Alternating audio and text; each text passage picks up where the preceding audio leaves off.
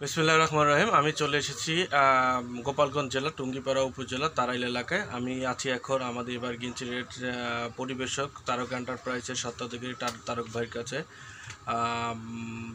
তারক ভাই কেমন আছেন? এই তো ভালো আছি। হ্যাঁ তারক ভাই, আমি প্রথমেই জানতে চাবো যে আপনি এবার গিঞ্চিরের তো বিভিন্ন সবজি বিক্রি করছেন। সেক্ষেত্রে প্রধানত হচ্ছে গতবার আপনি এই সিজনে আপনি উস্তা এবং শশা বিক্রি করছেন। আপনি প্রথমেই শশার সম্পর্কে আমাদের একটু বলেন। শশা আপনাদের খুব ভালো। ভালো, এনিমা শশাটা খুব ভালো। আপনি দিছি পয়লা বেশ, তারপর তো চাষি চাই নেছে চাই এনেছে। আচ্ছা, উস্তের ব্যাপারে একটু জানতে চাই, উস্তের সাপোর্টটা কেমন পাইছেন? তো ভালো, 30-70 তো ভালো, এবার ভালোতেই বেচলাম, সামনে আরো ভালো বেচলাম। ভালো বেচবেন, যাক ইনশাল্লাহ। এর পাশাপাশি আমাদের একটা আপনি ব্যাপক আকারে একটা সবজি জিনিসটা হচ্ছে ঢেঁড়স। ঢেঁড়স মনিকা। হ্যাঁ, মনিকার সাপোর্ট আপনি এই আপনার অঞ্চলে কিভাবে পাচ্ছেন? মনিকা ভালো।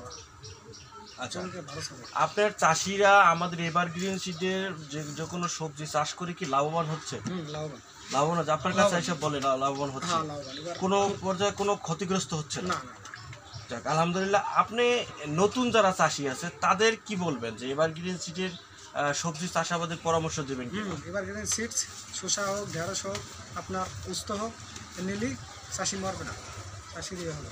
আচ্ছা, আপনারা শুনতে পারলেন যে এভারগ্রিন সিডের যে কোনো সবজি চাষাবাদ করলে আসলে চাষি লাভবান হবে।